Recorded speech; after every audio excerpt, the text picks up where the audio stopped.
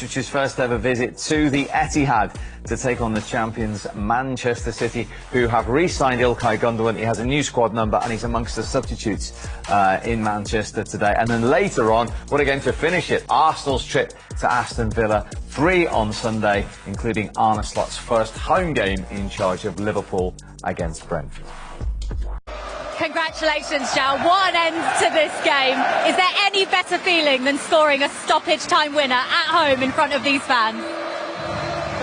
First, I'm very happy for the win. And I think this goal at the end showed how much you want to win the game.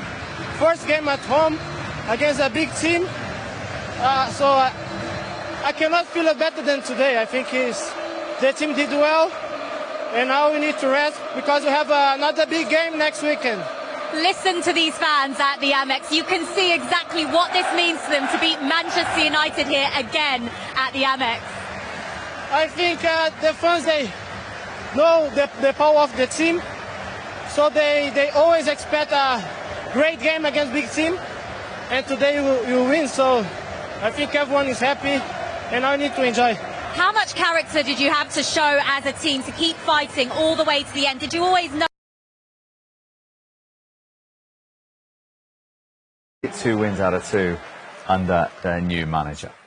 And that is the most important. 5 shots on target, 2 of them in the back of the net. João Pedro's in the 95th minute, Sean. And we'll talk through Manchester United's approach to the goal in a moment. But from Brighton's point of view, as we said, the strikers were on. They kept going. Came from originally from a corner, actually, that Manchester United couldn't clear. Yeah, they did. And there's one thing we was always taught when we was younger, try and keep the ball alive. And I think that's exactly what they did. But this nice, delicate pass that Owen highlighted from Yari was perfect. And Dingo just sees that there and just stands the ball up into the space. The biggest problem is why is there so many Brighton players free on that side of the pitch? Come on then, Owen, from Manchester United's defensive point of view. Well, your left back's pressing when he should be in his position. Martinez is out of position and there's nobody at the back post. João Pedro's got to tap in. You watch what... There's 8 United players in the box there, you know. That's the last minute of the game. You can't lose a game like that. You just can't. Somebody just needs to fill in and see, Shawnee's out of position, I'm going to have to fill in. Not saying you are, yeah. But you got to fill in. And it's like, to leave that there, Erik would be fuming. But that's where you go back to the conversation earlier about having more than one leader in the team, because if there's more than one leader in the team, they pull people into positions. Even if somebody's out of position, they'll say there's a man behind you, like kind of back up there. Everybody's just, in many ways, just caught ball watching. They don't know, nobody even knows they're there. That's why they're so surprised when the ball goes over there and Pedro headers it in the back of the net. It'd be good to actually see it again, because there's so much in it, you know, where you think, Martinez is not in natural position, he'd probably be there. Maguire's gone off by this stage. Does that affect anything here? Yeah, and watch Martinez, that's your left-sided centre-back. He goes out to the ball, so he's out of position. So somebody, he's out of position again. The left-back's out of position, Dallo, he's pressing a dinger there. So there's nobody in their natural position, left centre-back and left-back. Somebody fill in. Just someone, just look. But also, I mean, why does it take 4 of them to try and stop that cross? And they still didn't stop it. Yeah, there's already 3 there. So effectively, Martinez, when he misses the first block at the edge of the box, he can kind of run back towards his position. I mean, that's heartbreaking for Ten Hag, because a draw probably would have been a fair result, I think, again, even though Brighton were pushing. But I think he said it last season, if you can't win the game, don't lose it. That they just lost that, and, they didn't need to. And that is the 6th time in the Premier League under Erik Ten Hag they've lost a game after the 90th minute, after they got back on terms as well with the deflected effort from Ahmad. Yeah, and I thought at kind of this moment they were pushing. Zirkzee, come on, he tried to give him something different. Ahmad, he's just a brilliant player. If he gets onto his left foot, you're in trouble. Obviously, it takes a bit of a deflection, but we just highlight. You just see Zirkzee here. He's the one. He sees that space behind. Brighton are a little bit high, makes a run. Okay, it doesn't come off, but poses a threat. Watch this little flick from Kobe. That's beautiful. Kobe was amazing today, and Ahmad makes a brilliant run in behind. Just wants to get onto that left. Hinshelwood needs to push him down the line, make him use his right foot. He doesn't. And like Shawnee, you guys are too good, too clever. You allow you to do what you want, you're going to get punished. Yeah, but I think the way Brighton was set up then in that little phase of play made that pass a bit easier to play. What's the high line? Yeah, as soon as Kobe gets that touch, it's one pass beats the whole entire squad. And from then, defenders don't like to be running full tilt that way, and once it's that, it gets him. This was the moment, Owen, where United thought they'd gone 2-1 up. Yeah, it should have been. It was a brilliant counter-attack from, and we said about, Xerxes and Garnacho, get the players on that can affect the game.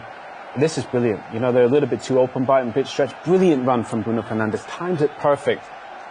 Xerxes misses it there, but because I said before, because he slides, he's offside, and it just comes off him as a ricochet, and that's why he's offside. So unlucky. But obviously it was offside because he was. That's why Tanag was saying how. Yeah, but it looks like he actually means, when he gets up, he kind of looks like he moves his knee towards the ball. It doesn't look like he just gets up. It looks like he's actually trying to. But if he was on his feet, he could get out of the way. But because I think when you're sliding, I don't think you can get out of the way, can you? Yeah, but I mean, like when we both said, when he slides to that first cross, the ball's already past him. So effectively, effectively, he doesn't really need to go to ground. I would have thought that. He could get out of the way, but because I think when you're sliding, I don't think you can get out of the way, can you? Yeah, but I mean, like when we both said, when he slides to that first cross, the ball's already past him. So effectively, effectively, he doesn't really need to go to ground. I would have thought that. And of course, it was a familiar name that put Brighton in front in the first half. His 100th career goal against the one where he scored his very first one, Danny Welbeck, who you played with. Yeah, everybody loves Danny Welbeck. He's the nicest. I would say a kid, but he's not a kid anymore. He's in his in his 30s, but this could have been avoided as well. Yeah, defensively, I think again it goes back to the second goal. No pressure, Dallo, Mazraoui there, on no pressure on the ball. Look at this from Dallo. Get out to him. Get out to João Pedro. There's no pressure on the ball. Harry Maguire lets it go when he shouldn't. And again here, Mazraoui, who I thought played well, he's got to get pressure on the ball, and Harry Maguire just leaves that space, and it's a brilliant ball, isn't it? Behind his back. It's a great ball, and it's great positioning from, I think, Welbeck. But at the same time, again, why isn't Martin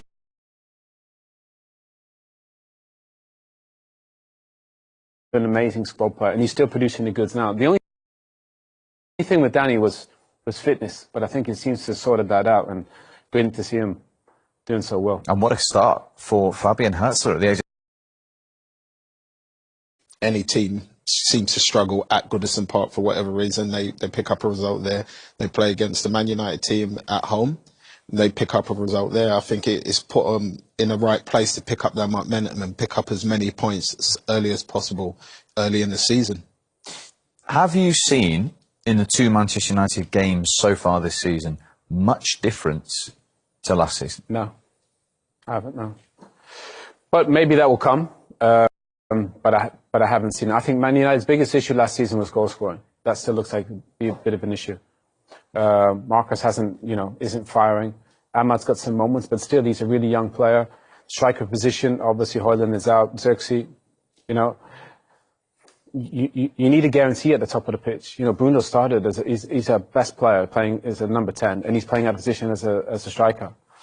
So I think goal scoring is a big thing. And if you look at the fixtures coming up, Liverpool Southampton away, Palace away, Tottenham, Villa, they're all tricky games. So the Fulham game, that could have been a draw as well. So they need to find something really quickly. Do you think they create enough chances though? Yeah. I don't feel like watching that game. I don't feel like from the wingers they do enough to put enough chances in front of Xerxes or whoever may be that leading striker. But again, it probably goes back to the striker. If Bruno can play as a 10, he'll create, won't he? Yeah. So obviously Marcus needs to do a little bit more. Ahmad needs to do a bit more. But if Bruno's playing up there, then there needs to be a striker in there first. I just feel like they don't, when they do get in those attacking thirds, they don't put enough people in the box. I think if you look at the chance that he had, I think when he goes to cross the ball in the first, I think it was Colby, there was nobody inside the 6-yard box. And then if you look at Brighton, even if they do get caught going the other way, they still have 3 or 4 options in and around that area for someone to be able to pick out a pass. Yeah. Okay, let's get some Manchester United player reaction. Here's the goalkeeper, Andre Onana. Andre, so close to coming away with a point here at the Amex. How tough is it to lose a game like that? Well, it's difficult for us to accept now because we had a good game. We had more possession. I think we had more chances than them. Unfortunately, they disallowed our second goal, who was very important for us. But yeah, it's difficult, but we're still positive. We are big players. big club. It's the second game of the season, so a lot of big ambition this season. So we move on, and it's very positive. Did it feel like those two goals you conceded were avoidable soft goals to concede? Yeah, of course, maybe, but it's part of the game. It's football. Sometimes we make mistakes, and we came here to win. Unfortunately,